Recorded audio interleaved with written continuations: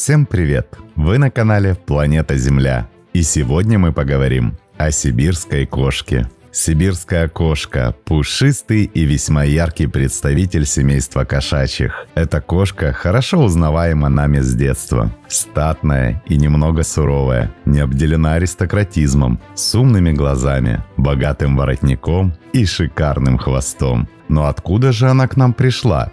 И как давно живет рядом с нами? Да и не только это. Наш рассказ сегодня о независимой и любящей, сильной и деликатной сибирской кошке.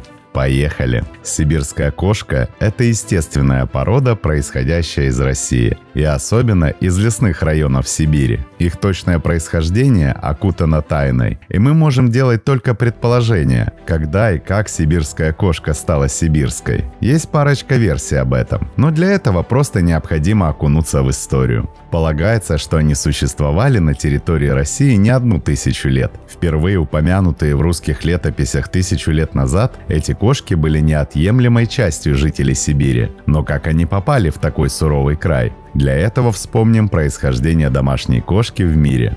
Процесс одомашнивания кошек начался примерно 9000 лет назад на Ближнем Востоке. Этот регион, включающий такие места, как Месопотамия и прилегающие территории, а также Египет. Это была колыбель сельского хозяйства. По мере того, как люди начали возделывать землю и хранить запасы зерна, этому очень обрадовались грызуны, которые в свою очередь привлекли диких кошек. Взаимовыгодное сосуществование между людьми и кошками постепенно привело к одомашниванию этих животных. Постепенно, с возникновением шелкового пути, произошла миграция кошек дальше, на восток и северо-восток. Таким образом, через Среднюю Азию домашние кошки добрались до Волги и Южной Сибири, а уже оттуда, благодаря переселенцам, распространились дальше в Сибирь и европейскую часть России. С 15 века их активно завозили купцы, приезжающие из Средней Азии, и называли их тогда бухарскими кошками. Так что, по одной из версий, своему прямому происхождению сибирские кошки обязаны среднеазиатскому прародителю, так называемой породе бухарской кошки, проживавшей в 15 веке на территории современного Узбекистана, которая отличалась большими размерами и отменным чувством охотника.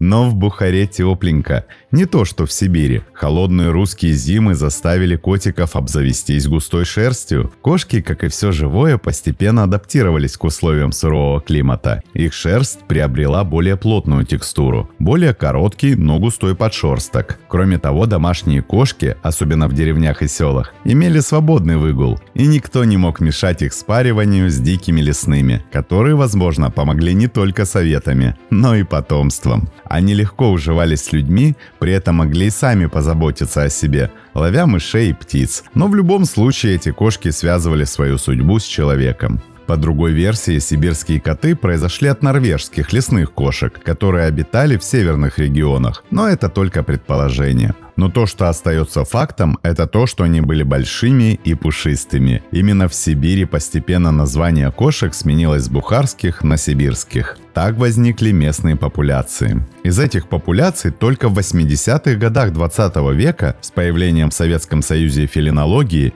и возникновением первых клубов кошек в Москве и Ленинграде и начала свое формирование история сибирской породы. Чуть позднее к формированию племенного ядра присоединились и пушистики из всех уголков Сибири. Так и образовалась порода истинных сибиряков. В 1991 году русский стандарт породы сибирской кошки был признан Всемирной кошачьей федерацией ВЦФ, а в 1996 году и 1997 Международной ассоциацией кошек ТИКа и ФИФЕ. В 2000 году признание сибирской породы в ЦФА. И если порода признана, у нее должны быть определенные стандарты. Давайте поговорим и о них. Начнем с головы. Голова в меру крупная, в форме округлой трапеции, выпуклый лоб и полные щечки. В отличие от персов или шотландцев, должен быть плавный переход от лба к носу. Подбородок выраженный, с низкими скулами, широкие ушки, немного наклоненные вперед, с длинными волосками внутри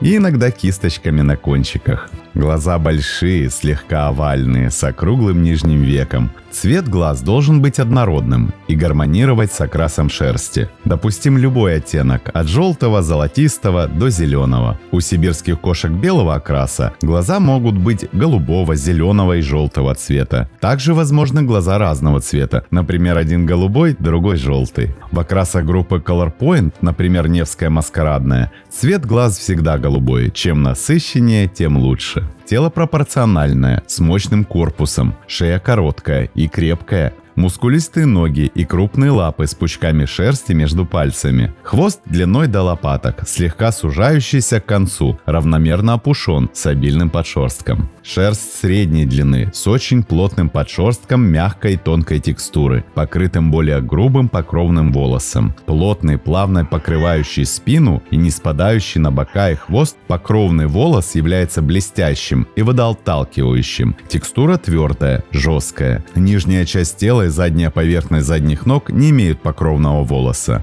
На шее, груди, штанишках и хвосте шерсть особенно длинная. Зимой сибирский кот выглядит потрясающе. Густая блестящая шерсть, шикарный воротник и утепленные штанишки. К лету зимняя шубка вылезает. Сильно пушистым остается только хвост. А что у нас с окрасом? Современные стандарты, принятые в Мировой Федерации кошек ВЦФ, позволяют сибирским кошкам иметь довольно экзотические окрасы и различные сочетания окрасов цветом глаз, которые могут быть не приняты в других породах. Палитра окрасов сибирских кошек на сегодня является довольно разнообразной. Принято выделять две основные группы окрасов – акромелатические, Color Point или так называемая Невская маскарадная, и традиционные. И проще назвать, какие окрасы не подходят. Согласно стандартам ВЦФ и ФИФЭ, шоколадный, цинамон и соответствующие ослабленные окрасы лиловый и фавн бежевые не признаются ни в каких сочетаниях. Однотонный, биколор, триколор, теби как в классических окрасах, так и в Невской маскарадной. Бурмесские окрасы также не признаются. Это осветленная версия коричневого. Все другие окрасы признаны. Любое количество белого допустимо. И кому так шоколадный цвет не понравился, непонятно. Сибиряками принято считать всех крупных котов с длинной шерстью, и милых домоседов, и дворовых бандитов. Однако сибирская кошка официально признанная, в том числе зарубежными фелинологами порода. Сибиряки обладают достаточно крепким здоровьем и физически выносливы. Они покоряют всех своей мощью, грацией и необычайным умом. Это ласковые, общительные животные и хорошие друзья для детей. В любой момент они готовы на контакт, всегда находятся рядом с хозяином. Но если видят, что он занят, просто будут спать рядом и не станут мешать заниматься делами. Все владельцы сибиряков отмечают их ненавязчивость. Любимец всегда рядом, но не мешает в делах и не пристает, требуя ласки.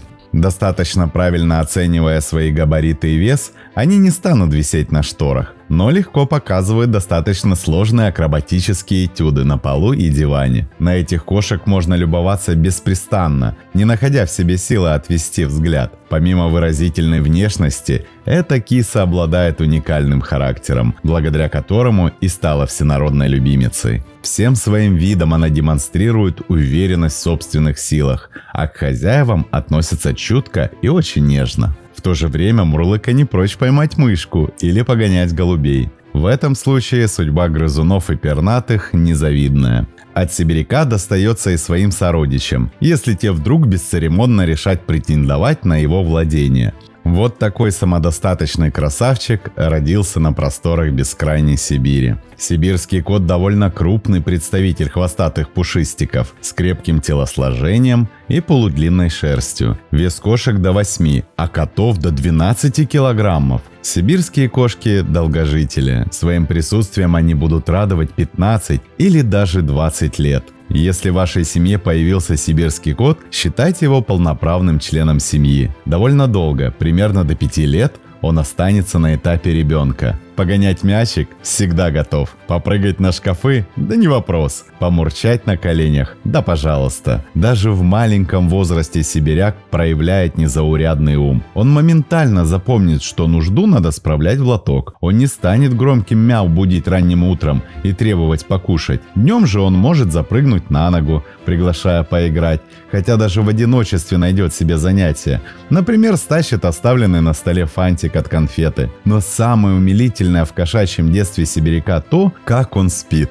улегшись на спинку и растянувшись словно маленький человечек. С возрастом сибирский кот становится все более самодостаточным. Он привязан к домочадцам, но не навязчив. Хоть сибиряк и не боится громких звуков, при ссорах и чересчур горячих разговоров он предпочтет уединиться в другой комнате. Питомец моментально почувствует, если хозяину плохо, и всегда окажет кошачью поддержку. Бытует мнение, что шерсть сибиряков снимает боль в мышцах и суставах. К детям сибиряк благосклонен, ведь это его соратники по играм. Коты этой породы не любят слишком жаркие обнимашки и потискивания, но среди них встречаются экземпляры с железобетонной психикой, которые даже позволяют себя запеленать и катать в игрушечной коляске. К другим домашним питомцам Котофей относится спокойно. Он может подружиться с собакой, станет покровителем младшему или меньшему по размерам котику, проигнорирует попугая. Однако в нем все же сильны охотничьи инстинкты, а потому стоит наблюдать за общением сибиряка с домашней птахой или аквариумными рыбками. Если же вы заслуживаете уважения в глазах своего питомца, будьте готовы к подарку. С прогулки он может принести вам пойманную мышку или воробья.